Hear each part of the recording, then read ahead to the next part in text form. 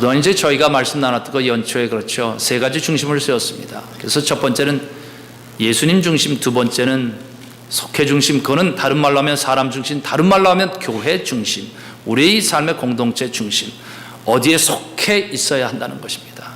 세 번째는 이젠 우리끼리만이 아니라 이제 하나님께서 부르시는 현장, 그래서 선교 중심, 세 중심을 우리가 봤습니다. 그리고 다시 이제는 예수님 중심을 1, 2, 3로 보고 계속 이어지고, 이제는 교회, 속회, 사람, 그래서 이 속회 중심의 첫 번째입니다. 교회 과연 무엇일까?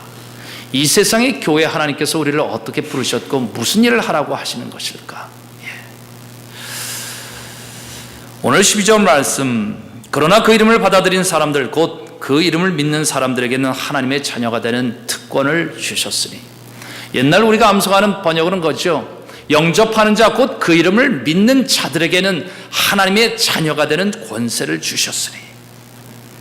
여러분들에게 질문합니다. 하나님께서 이 말씀 주셨을 때 영접하는 자, 곧 그 이름을 믿는 자들에게는 하나님의 자녀가 되는 권세를 주셨으니, 어떤 말이 여러분들 마음속에 잡히십니까?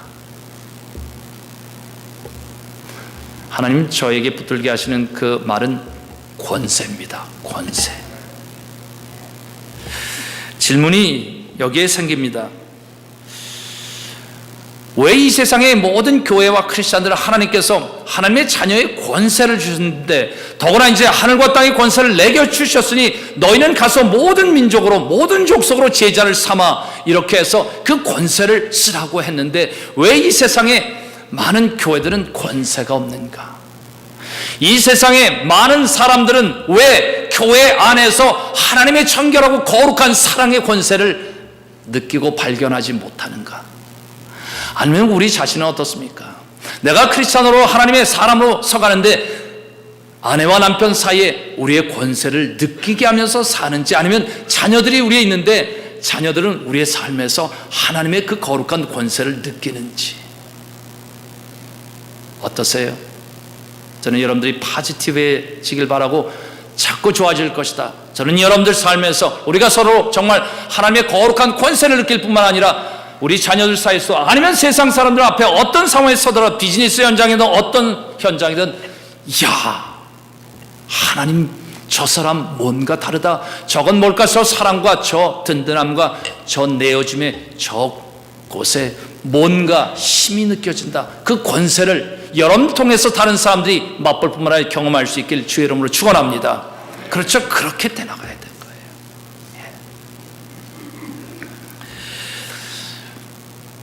이 권세의 말씀을 가지고 묵상하면서 제가 내린 결론, 오늘 설교 제목을 제가 이렇게 써보았습니다. 우리는 그동안 너무나 겸손했습니다. 화면 보여주셔야죠. 우리는 그동안 너무나 겸손했습니다. 아니, 목사님 무슨 말씀이에요? 우리 겸손은 부족한데, 아니 성경에 겸손하라는데 그것도 못 이루고 있는데 도대체 이게 무슨 말씀입니까? 우리는 그동안 너무나 겸손했다. 여러분들 어떻게 생각하세요? 너무 겸손하게 살지 않았어요? 남편한테 너무 겸손하지 않았어요? 아내한테, 아니면 세상을 향해서, 이 자녀들 향해서 너무 겸손하게 산 건 아니었어요?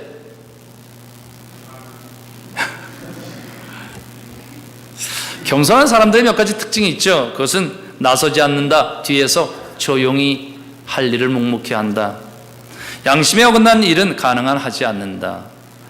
못된 사람이 큰 소리 치면 맞서서 싸우느니 조용히 한 발 물러난다. 이런 게 겸손한 사람들의 이제 모습입니다. 자, 이것을 이렇게 비유를 해보겠습니다. 저는 명태 꼬다리를 좋아합니다. 명태. 명태. 근데 명태를 이걸 이제 시장, 명태를 이제 파는 시장들 있잖아요. 백화점일 수도 어떤 그 시장들일 수 있는데, 한번 이렇게 제가 생각을 해봤습니다. 이 상인 2명이 있어요. 상인 넘버 1은 이렇게 명태를 준비합니다. 명태를 다 좋은 것을 삽니다. 아, 이건 소비자들이 먹어야 되니까 우리 가족 먹어야 돼.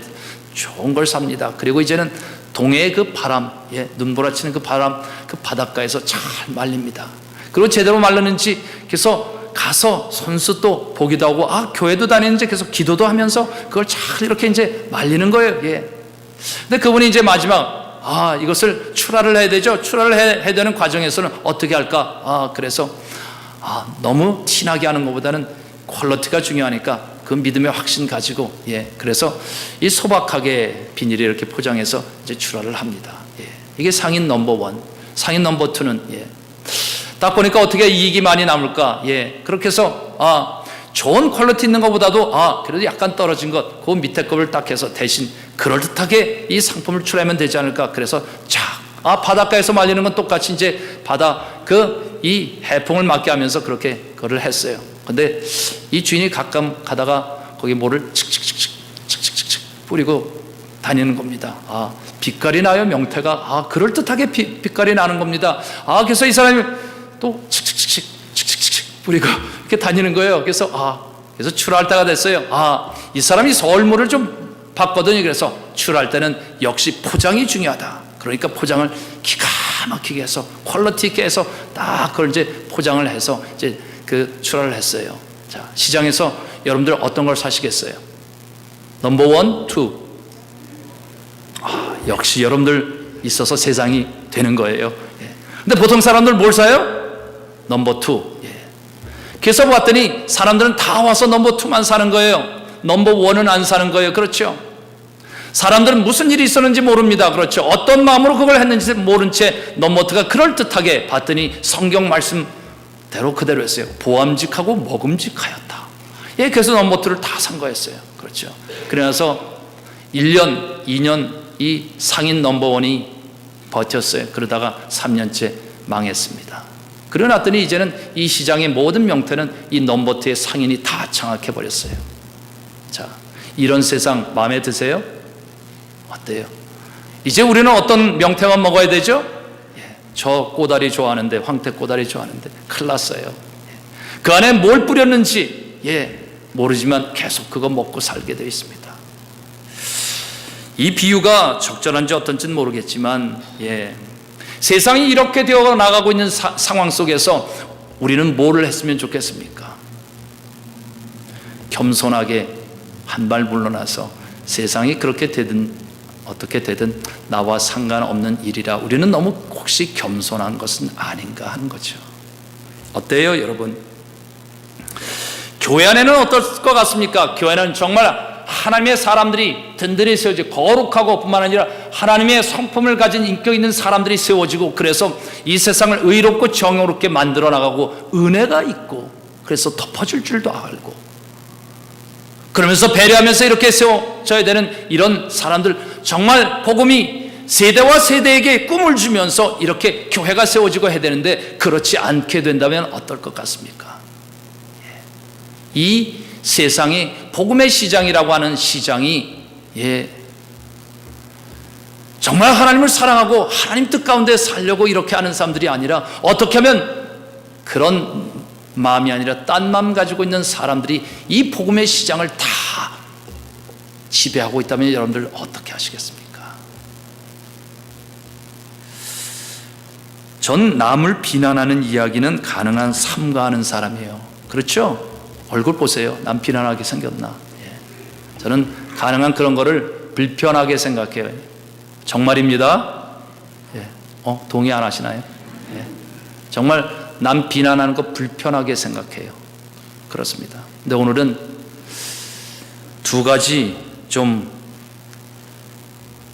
예외적으로 좀 얘기를 해야 되겠습니다. 비난이라기보다는 비판이라 해두는 게 좋을 것 같아요. 한국교회 이야기입니다. 왜 이야기를 그동안 안 했냐 하면, 그동안 제가 너무 겸손하였기 때문에 그동안 이런 얘기는 안 했어요. 더구나 예배 시간에 남 얘기인데다가 좋은 얘기도 아니니까, 그렇죠, 이런 얘기는 가능한 피했습니다. 그러나 이 이야기를 해야 되겠다는 것은 하나님께 주시는 마음들이 있었어요. 거짓과 아니면 진리는 구분되는 이 선은 우리가 서로 볼 줄 알아야 되겠다 하는 마음이 들었어요. 그래서 이제 하는 겁니다. 첫 번째는 여의도 순복음교회와 조용기 목사님 얘기, 둘째는 명성교회, 한국에서 장로교회 김사환 목사 이야기입니다. 불편해도 들으시길 바랍니다. 저도 불편해요, 이런 이야기. 그렇지만 한번 얘기해 보겠습니다. 한국교회에서는 한국 개신교회는 한국에서 더 이상 존경을 받지 않습니다. 젊은이들은 이제는 교회 나가서 교회의 어떤 꿈, 예수님의 복음에 대한 꿈은 가지고 있지만 교회를 보면서는 이것은 아니다, 그런 생각을 많이 가지고 있습니다. 아이들은 더 없습니다. 부모들도 이제는 복음에 보다 더 중요한 것은 좋은 학교를 보낸다, 그렇게 해서 학원 가는 걸 더 중요하지, 교회에 이제 자기들은 교회에 나가면서 아이들은 보내지 않습니다. 10년, 20년 걱정됩니다. 존중받으면 뭔가 그쪽에 가야 될 텐데 그러지도 않는 상황이죠. 오히려 그들은, 한국에 있는 다른 사람들은, 교회 다니는 사람들 이렇게 얘기합니다. 세상을 분별할 줄 모르는 어리석은 자들, 자기 욕심밖에 모르는 이기주의자들로 여깁니다. 저도 젊었을 때 그렇게 봤습니다. 제가 복음을 알기 전에 제 눈에 비친 교회는 복음에 대해서 말은 하지만 복음의 삶을 살아내지 않는 사람들을 보였습니다. 복음을 알기 전에 제 눈에는 교회 다니는 사람들이 복 받는 것은 이야기했는데 복을 나누지 않는 사람들, 이기적인 사람들처럼 보였습니다. 그래서 저는 교회 다니는 사람들을 우습게 여겼습니다. 그런 저를 하나님께서 부르셨는데 참 어떻게 감당하시는지. 작년에 한국을 방문했을 때 제 친구가 저에게 이런 얘기를 했어요. 그 친구는 이제는 이 금융 쪽이나 이런 걸 잘 아는 그런 친구였는데, 너네 교회 다니는 사람들은 이상하다는 것입니다. 그러면서 조영기 목사와 여의도 순복음교회 이야기를 하는 것입니다. 얘기인즉슨 이런 것입니다. 순복음교회에서 아들 회사로 자금을 빼돌리는데 어떻게 그 빼돌리냐 하면 회계기법상 손비 처리, 회계학 하신 분들 알 겁니다. 이쪽으로 넘어가면서 그 비용 처리로 해서 탁탁 넘긴다는 것입니다.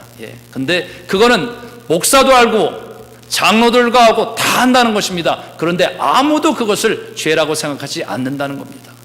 그래서 이제는 교회 재산을 이제는 아들 회사로 다 이제는 넘기기 시작했다는 것입니다.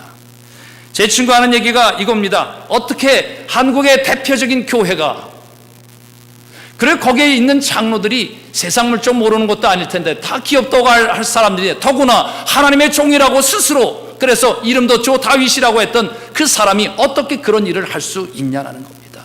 그러면서 저한테 하는 이야기가 이겁니다.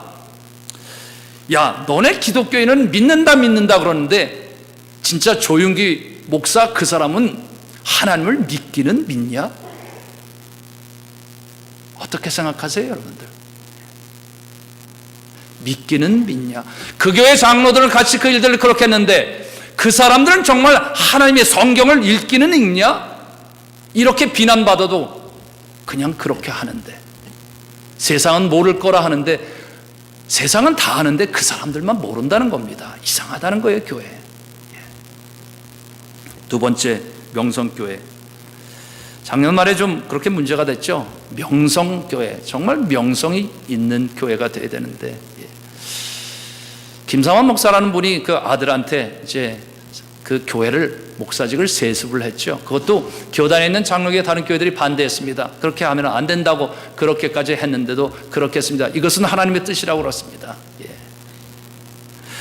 그 친구, 제 친구 얘기가 그러는 겁니다. 아, 그 사람 보니까 북한이 세습한다고 그거 그러면 안 된다고 그렇게 많이 말하던 사람이라는데 어떻게 자기는 그렇게 하느냐. 근데 자기는 안다는 겁니다.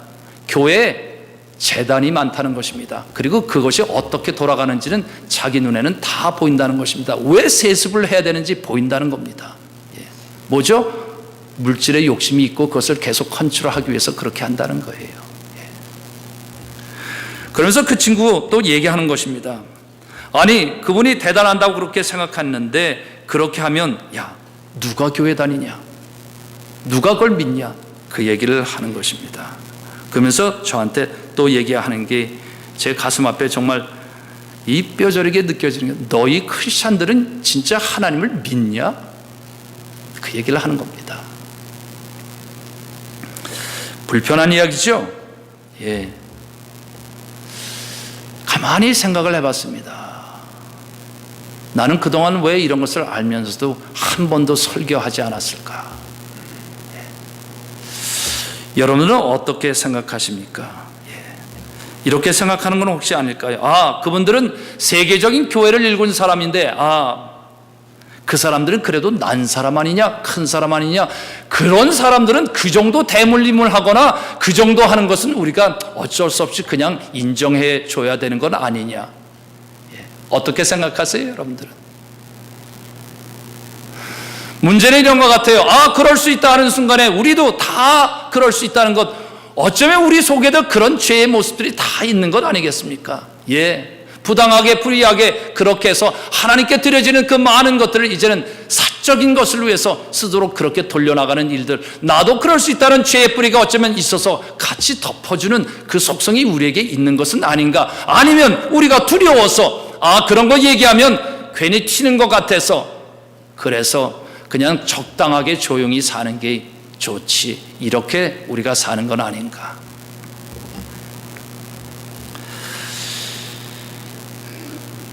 우리는 너무 겸손한 것 같아요, 신앙생활.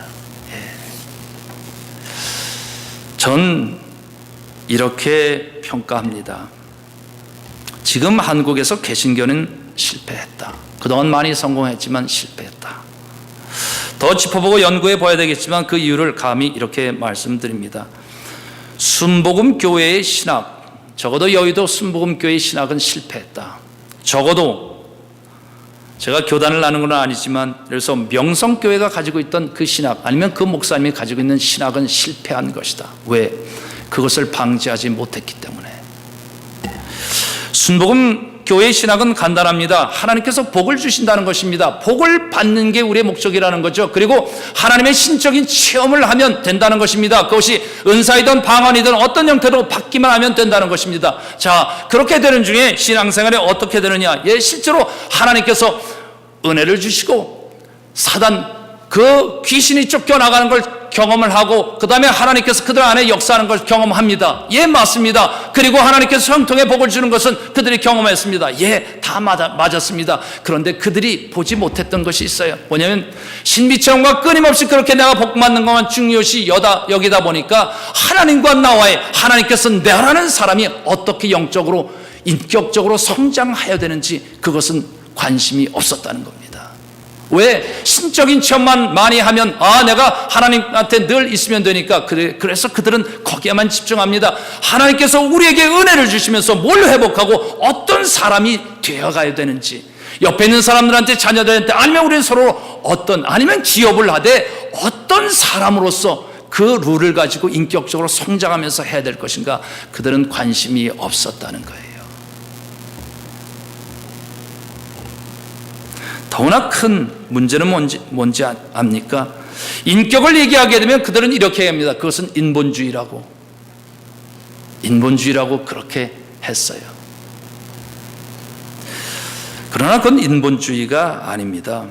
하나님은 우리를 은혜 주시고 그 안에서 그 사람이 원래 하나님께서 형상을 주셨던 그 자아가 회복되고, 그리고 그를 이제는 하나님 성품 안에서 인격적으로 성장하고 악한 것과 선한 것을 분별할 줄 알고, 인내로 견딜 줄도 알고, 사람들의 관내에서 손해 볼 줄도 알고, 바르게 세워나가는 이것. 그래서 사단의 일들을 막아내는 일들을 정말 든든히 세워나가는 사람들, 그런 사람들로 세워나가 우리를 좁대한 것인데, 더구나 그렇게 이제 신체험이나 아니면 복만 받는 사람들은 무엇이 빠지냐면 그들에게는 사명이라는 것이 없습니다.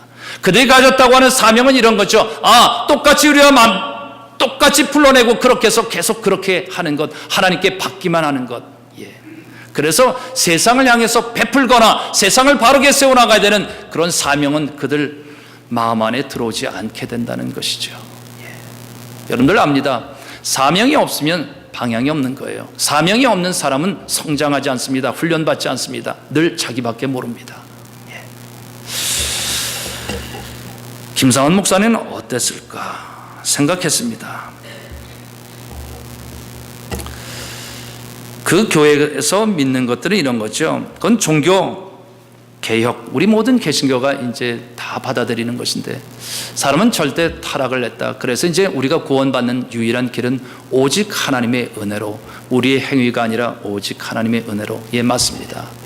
근데 그분이 보지 못한 것은, 제가 가만히 왜 다 아니라고 얘기하는데 혼자만 왜 그렇게 주장하면서 그렇게 갈까 가만히 들여다봤어요. 봤더니 이런 것 같아요. 믿음으로 구원을 얻었는데 그 다음에 그도 인격이 성장을 안 해서 구분을 못하는 것 같아요. 어른이고 말은 다 하는데 자기가 옳은 것만 알아요. 다른 사람이 듣는 이야기, 여러분들 인격이 성장한다는 건 뭐죠? 분별할 줄 아는 거예요. 다른 사람이 이렇게 얘기했을 때 그게 어떤 일리가 있다는 걸 알고 인정한 건 인정해야 돼요. 자기만 옳다고 얘기하는 것은 인격이 아직 어린이와 같은 수준입니다. 왜 그러냐 하면 하나님과 우리 사이의 교제, 영적 교제를 통해서 인격적인 만남을 통해서 이제는 믿음이 시작됐고 은혜가 시작됐으면 그 다음으로 성장해 가야 되는 하나님과 나와의, 그래서 이 세상에서 어떤 일을 감당해야 되는 인격의 성장, 즉 우리가 그것을 신학적인 용어로 성화, 거룩한 사람으로 성장해 나가야 된다. 이것을 끊임없이 미스하고 있었던 것은 아닌가. 아니 어떻게 사람들이 다 알고 그렇게 하는데 그거 뻔히 보이는데 그런 일을 할까? 탄식하면서 들여다보게 되는 겁니다. 이런 신학의 얘기가 여러분들에게 어렵게 들릴지 모르지만 그렇지 않습니다. 이것을 분별하지 못하기 때문에 마치 이런 거요. 우리는 절대 이제는 이 타락과 이제는 절대 순종만 얘기하다 보니까, 그리고 그들은 이렇게 얘기합니다. 우리 안에 있는 많은 욕구들 욕정으로 다 치부해버려요. 그러니까 내 속에서 생기는 하나님께 주신 건전한 욕구를 다루는 능력이 없어져요. 욕정으로 다 치부하다 보니까 욕정을 다 억눌러야 됩니다. 그런 사람은 항상 뒤에서 딴짓하게 돼 있잖아요. 앞에서는 이렇게 살지만 뒤에서는 분별이 안 되는 거예요. 성장이 안 돼요. 물론 이게 저의 과도한 표현일 수 있습니다. 그러나 제가 이렇게 말씀을 드리는 것은 이 교회라고 하는 이 땅의 세상의 교회라고 하는 이 시장을 그런 사람들이 마치 주도하고 우리가 그런 것에서 얘기하는 것들은 마치 사람들은 이렇게 너는 교회가 작으니까 너는 아무것도 아니니까 그런 말 할 자격도 없다. 여러분들은 어떻게 생각하세요?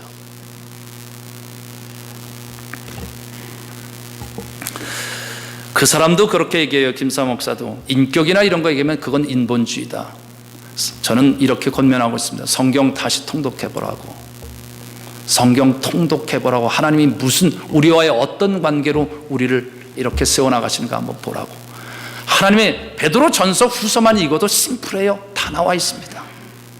복잡하게 갈 필요도 없거든요. 왜 자기가 보는 것만 볼까? 창세기 4장 7절에는 이렇게 얘기합니다.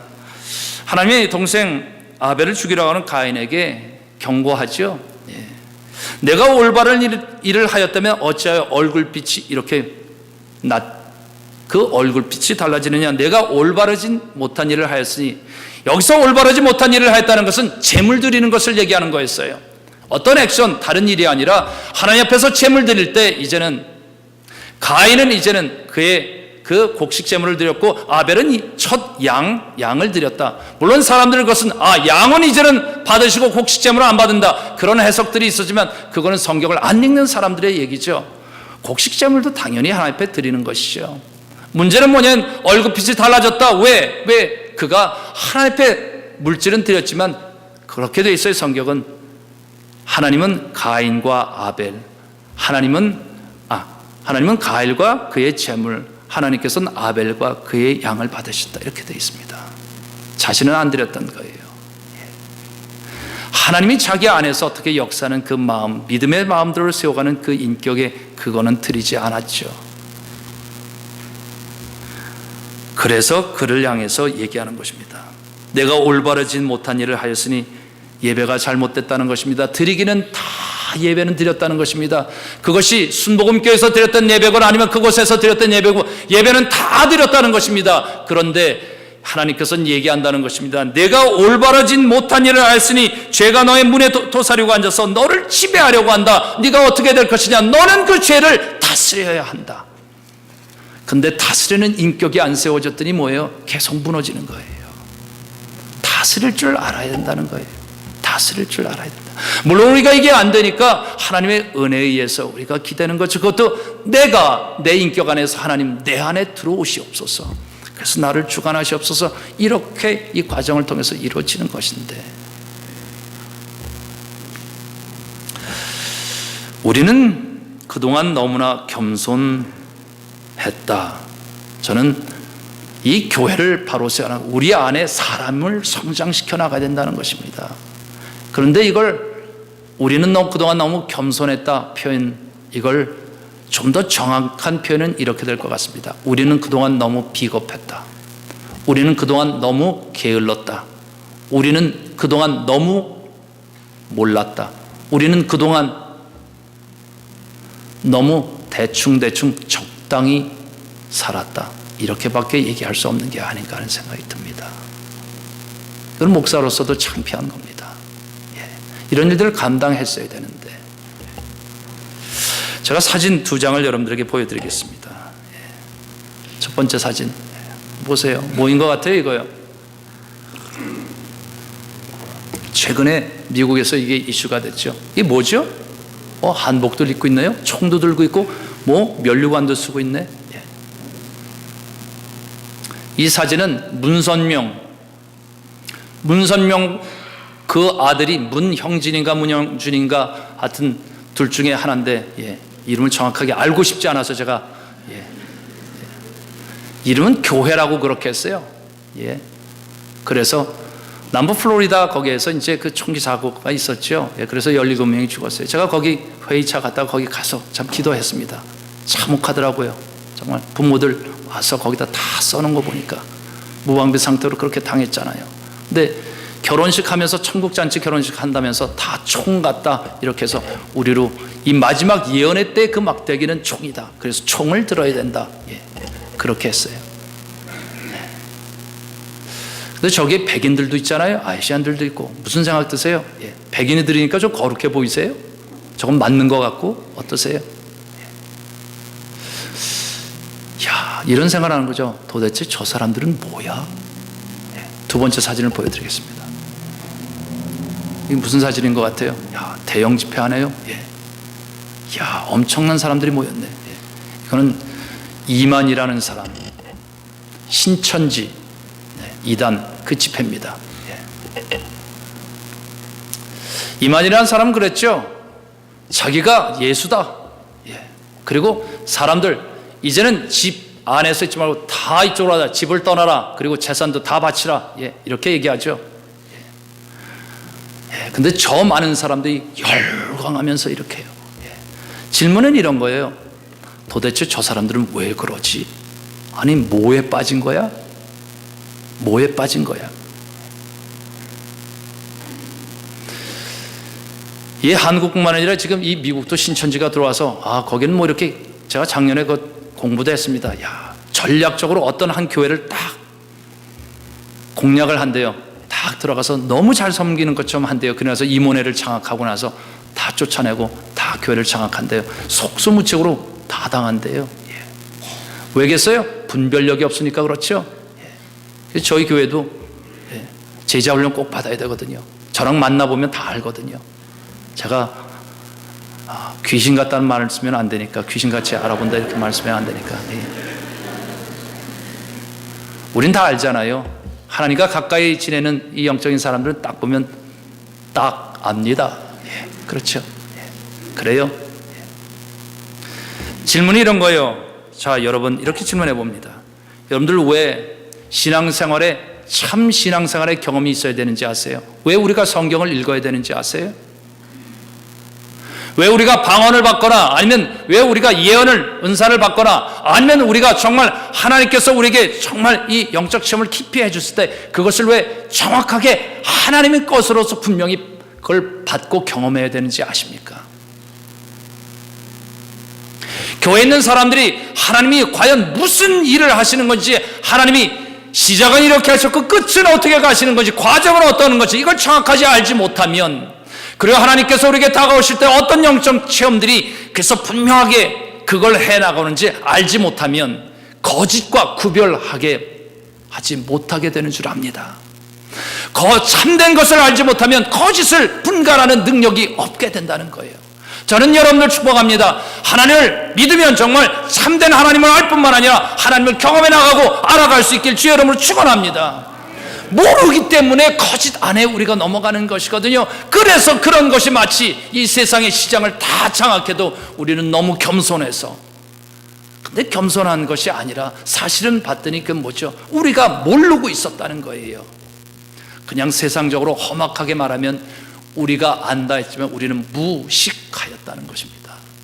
저는 교회가, 하나님의 사람들이 예수 그리스도가 누군지를 분명할 뿐만 아니라 알 뿐만 아니라 성경의 말씀이 하나님께서 무슨 일을 하시는지 알고 경험도 하나님과의 그냥 신적인 체험 몇 번 하는 것이 아니라 하나님과의 인격적인 관계를 통해서 여러분들이 분별력 있는 하나님의 사람으로 성장해 갈 수 있길 주의 이름으로 축원합니다. 이 시대의 과제가 있다는 거예요. 인격이 성장해야 되는 거죠. 여러분들 아이들 보십시오. 성장해야 되는 거예요. 끊임없이 아이들로 있을, 자기밖에 모르는 아이들, 그래서 끊임없이 나는 이런 체험 원한다 그러면서 다 어른이지만 그렇게 하면 뭡니까? 이건 교리와도 관련되고 신학도 관련되고 성경을 정말 알아야 된다는 이유입니다.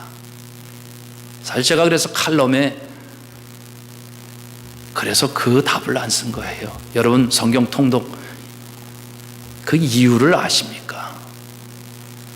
남들이 다 말하는 것이 그건지 어떤 것인지, 그럼 현상을 보면 알 수 있잖아요. 그들은 왜 무너지나, 왜 끝까지 자기 물질을 놓지 못하고, 그것이 아무리 명성 있는 김상환 목사거든, 아무리 명성 있는 조용기 목사라도 왜 그 끝이 그렇게 되는 것이지 이유를 끝까지 알아봐야 될 것 아닙니까?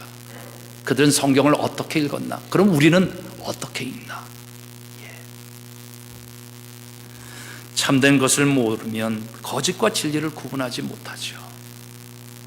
참된 것을 모르면 거짓된 자들이 이 세상을 장악해버리는 것입니다. 자, 그래서 이렇게 말씀을 드립니다. 악한 세력에 대해서 너무 겸손했습니다. 우리는 악한 세력에 대해서 너무 겸손했어요.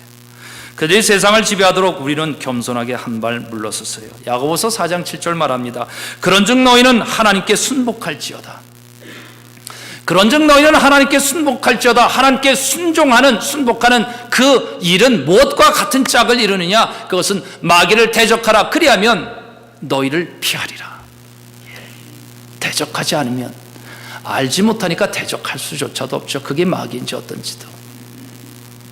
자, 한번 이거 같이 한번 읽었으면 좋겠습니다. 시작. 그런즉 너희는 하나님께 순복할지어다. 마귀를 대적하라. 그리하면 너희를 피하리라. 아멘. 네. 한 가지 더 말씀드립니다. 우리가 살면서 겪는 많은 아픔과 상처들이 있습니다. 참 힘들죠. 그래도 더구나 이 아픔과 상처가 우리 안에서 이게 잘 치유가 돼서 우리가 이겨내면 되는데, 이겨내지 못하면 그것이 우리 안에 계속 남아서 우리를 지배하게 됩니다. 그러면 어떤 때는 비슷한 상황만 돼도 가슴이 저리고 떨리고 아프고, 그렇죠. 갑자기 맥이 풀리고 못하게 되죠. 그걸 우리가 전문용어로 트라우마라고 합니다. 트라우마. 그래서 힘든 거예요. 어떻게 회복되느냐? 상처와 이런 아픔들은 이제 누군가 내 삶에 공감해주고, 그렇죠. 근데 그것은 하나님께서 오죠. 하나님의 사랑을 경험하고 나를 어떻게 취해 가시나, 그 하나님의 사랑, 내 편에 서서 나를 도우시고 원래 지었던 내 하나님의 형상, 그것을 회복하는 하나님의 그 손길을 느끼는 중에, 그리고 또 믿음의 사람들 옆에 같이 서서 들어주는 그 모든 과정을 통해서 우리가 회복이 되는 것입니다. 그런데 여기에 저는 그럼에도 불구하고 넘어서지 못하는 분들이 있어요. 저는 그분들한테 이렇게 말씀을 드리는 겁니다. 아픔과 상처에 대해서 너무 겸손해하지 마시길 바랍니다. 내 삶에 있었던 아픔, 상처, 이걸 이겨내는 건 쉽지 않습니다. 그러나 우리가 때로는 거기에도 너무 겸손해요. 그래서 나는 이미 졌습니다 하고 겸손하게, 그러니까 끊임없이 거기에 벗어나지 못하게 되는 것 같아요. 여러분들 이겨냈으면 좋겠어요. 이겨내야 돼요. 그래서 넘어서야 되는 것이거든요. 그렇죠. 그래서 하나님께서 하나님의 아들들의 영광의 자유에 이르는 것이라. 오늘 말씀 다시 갑니다. 영접하는 자 곧 그 이름을 믿는 자들에게는 하나님의 자녀가 되는 권세를 주셨으니, 권세를 주셨는데 우리는 권세 있는 사람답게 하지 않는 것은 뭘까? 너무 겸손해서, 아니면 어쩌면 권세가 필요한 줄도 몰라서. 하나님께서 우리에게 이 권세를 어떻게 주셨는지 아십니까? 오늘 찬양에서 성가대 찬양 이렇게 가사가 되어 있어요. 예수께서 그날 밤 홀로 기도하셨네. 땀이 핏방울처럼 변하여 땅 위에 스쳤네. 이 잔을 옮겨주소서. 주 기도하셨네. 그러나 주님 뜻대로 준행하시옵소서. 예수께서 잡힌 그날 밤 주님 뜻을 구했네. 주님 뜻 이루소서. 하나님께서 우리에게 이 권세, 하늘과 땅의 권세, 그래서 영접하는 자 곧 그 이름을 믿는 자들에게는 하나님의 자녀가 되는 권세를 주셨으니, 그래서 어둠의 권세는 상처의 권세가 어떤 권세도 이기도록 하는 이 권세를 주신 것은 쉽게 준 것이 아니라는 겁니다. 아버지 하나님께서 모든 것을 다해서 그의 아들 모든 것을 다해서 우리에게 베푼 것이니 저는 이것이 우리 안에 거룩하게 사용될 수 있길 주의 이름으로 축원하는 겁니다. 주셨는데, 그리고 이 세상을 향해서 이것이 그 사명 있게 있는 사람들에게 쓰임을 받게 되는 것. 우리는 겸손할 때는 겸손하지 않고 어쩌면 겸손하지 말아야 될 때 너무 겸손했던 것은 아닌가. 이야기를 하나 들면서 여러분들 말씀을 마칩니다. 영성은사 집회 중에 이런 일이 일어납니다. 금요일날 기도하는데 불현듯 이걸 딱 저한테 하나님께서 생각나게 하셨어요. 뭐죠 이거 하나님, 왜 이거 기억나게 하십니까? 그랬더니 한 가지 포인트를 금방 알 수 있었어요. 영성은사 집회를 하면 어떤 경우에 이렇게 앞으로 나오라 그렇죠. 그러면 이렇게 안수합니다. 그러면 어떤 일들이 벌어지죠? 안수 딱 하는데 사람들이 와서 딱 안수 받다가 픽 쓰러지는 거예요. 그렇죠? 자, 여러분들 그런 체험 하고 싶지 않습니까? 아니에요? 네, 두 가지를 거기서 말씀합니다. 첫 번째, 그 실제로 왜 쓰러지는지 아세요? 그건 실제로 쓰러지는 것입니다. 우리가 이 영적인 존재거든요. 영이 맑은 상태에 이렇게 딱 하게 되면 그 내 안에 어떤 상황이 딱 있을 때 그게 힘들고 어떤 상황이거나 아니면 내가 연약한 상황에 있으면 강한 하나님의 그 거룩한 영이 임재하면, 그거는 신의 산에 출애굽기에 다 나와 있어요. 그것은 너희가 금줄치죠. 올라오지 말라고 너희가 당할까 죽게 될까 하노라 그렇게 하거든요. 하늘의 거룩에 엄청난 파워가 있습니다. 그래서 때로는 그것이 이렇게 안수하는 사람들에게 이렇게 잠깐 드러나는 거예요. 그래서 그가 싸봤는데 눈을 감았는데 갑자기 뭔가 확 나를 감싸는 그런 거룩의 체험이 있거든요. 그러니까 갑자기 넘어가는 거예요, 중심이. 그래서 이제는 눕게 되기도 하고 그러면서 이제 깊이 이제는 성령 안에서 깊은 이렇게 세계에 들어가게 되면서 경험을 하게 되죠. 그리고 그때 성령께서 하시는 일은 깊이 들어가서 그 사람을 다시 회복시키는 것입니다. 너는 귀하다. 내가 너를 사랑한다 그래서 회복시켜줘요. 그 영을 진짜 귀하게 회복시켜줍니다. 그래서 인격으로 다시 설 수 있는 길을 열어주시는 거예요. 자, 문제는 두 번째, 그 뒤에 선 사람들이에요. 딱 넘어졌잖아요. 그럼 여러분들 어떻게 하고 싶어요? 그 다음에 꼿꼿하게 서 있고 싶으세요? 어떠세요? 손 대기도 전에 막 넘어져. 그래야 이제 나도 뭔가 이미 그렇게 하나님을 경험하고 싶은 거잖아요. 그렇죠? 그 간절함 때문에 그런 거예요. 사실은 뭐라 할 수 없어요.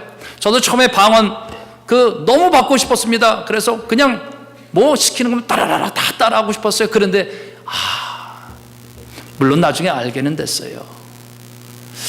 예를 들어서 그게 잘 안 되면 어떻게 되는지 아세요? 방언 같은 것도 안 되면은 우리를 자신을 완전히 포기하라는 것입니다. 그러니까 다 맡기라고 그러니까 맡겨도 안 되고 뭔가 이게 안 되니까 이게 터져나와야 되는데 사실은 그게 딱 터져나오면서 사실은 내 안에 나는 다 압니다. 하나님께서 무슨 일을 하세요? 그게 내 자신을 놓치는 게 아니에요. 다 그게 실제 그렇게 일어나거든요. 다 그러는데 안 되니까 뭐죠? 머리를 막 풀어헤치는 거예요. 뭔가 해주시옵소서.